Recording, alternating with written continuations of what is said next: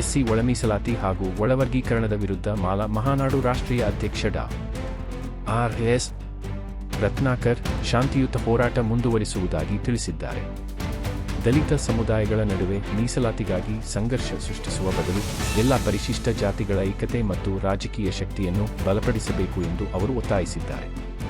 ಕರ್ನಾಟಕದಲ್ಲಿ 101 ಹಾಗೂ ದೇಶಾದ್ಯಂತ 108 ಪರಿಶಿಷ್ಟ ಜಾತಿಗಳಿರುವ ಸಂದರ್ಭದಲ್ಲಿ ಒಳವರ್ಗೀಕರಣದಿಂದ ಎಲ್ಲ ಸಮುದಾಯಗಳಿಗೆ ಸಮಾನ ನ್ಯಾಯ ಸಿಗುವುದು ಹೇಗೆ ಎಂಬುದನ್ನು ಸರ್ಕಾರ ಸ್ಪಷ್ಟಪಡಿಸಬೇಕು ಎಂದು ಪ್ರಶ್ನಿಸಿದ್ದಾರೆ. ಹೆಚ್ಚಿನ ಅವಕಾಶ ನೀಡಬೇಕೆಂಬ ಉದ್ದೇಶವಿದ್ದರೆ ಎಸ್ಸಿ ಮೀಸಲಾತಿಯ ಪ್ರಮಾಣವನ್ನೇ ಹೆಚ್ಚಿಸಿ ಹೆಚ್ಚುವರಿ ಅವಕಾಶ ಕಲ್ಪಿಸಬಹುದು. ಆದರೆ ದಲಿತ ಸಮುದಾಯಗಳ ನಡುವೆ ಭಿನ್ನಾಭಿಪ್ರಾಯ ಮೂಡಿಸುವ ಕ್ರಮವನ್ನು ಒಪ್ಪಲು ಸಾಧ್ಯವಿಲ್ಲ ಎಂದಿದ್ದಾರೆ. ಜನರು ಪ್ರಜಾಪ್ರಭುತ್ವದ ಮಾರ್ಗದಲ್ಲಿ ಶಾಂತಿಯುತವಾಗಿ ಹೋರಾಟ ನಡೆಸಿದರೆ ಸರ್ಕಾರಗಳು ಜನರ ಧ್ವನಿಗೆ ಸ್ಪಂದಿಸಲೇಬೇಕು ಎಂದು ಅವರು ಹೇಳಿದ್ದಾರೆ. ಎಸ್ಸಿ ಒಳವರ್ಗೀಕರಣಕ್ಕೆ ಅವಕಾಶವಿಲ್ಲದಂತೆ ಸಂವಿಧಾನಕ್ಕೆ ಸೂಕ್ತ ತಿದ್ದುಪಡಿ ತರಬೇಕು. ಈ ಬೇಡಿಕೆ ಈಡೇರುವವರೆಗೆ ಹೋರಾಟ ನಿಲ್ಲುವುದಿಲ್ಲ ಎಂದು ಡಾ. ರತ್ನಾಕರ್ ಸ್ಪಷ್ಟಪಡಿಸಿದ್ದಾರೆ.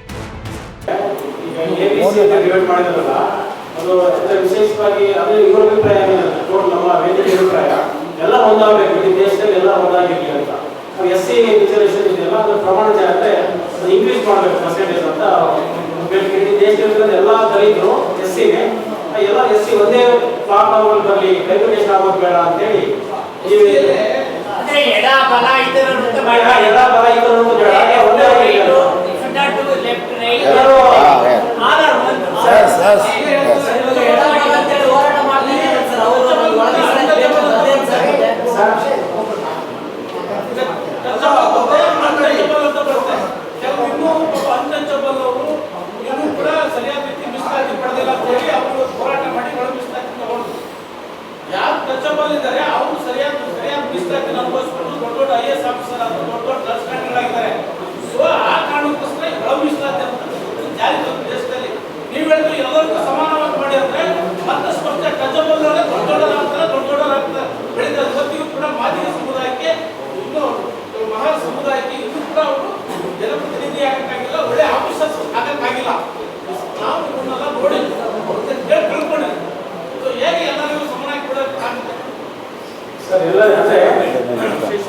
Sir, this is the, you told that one matter is the only majority of the people, 80% is there in AP, but they are given only 2 or 3%, 7.5. How can it is possible?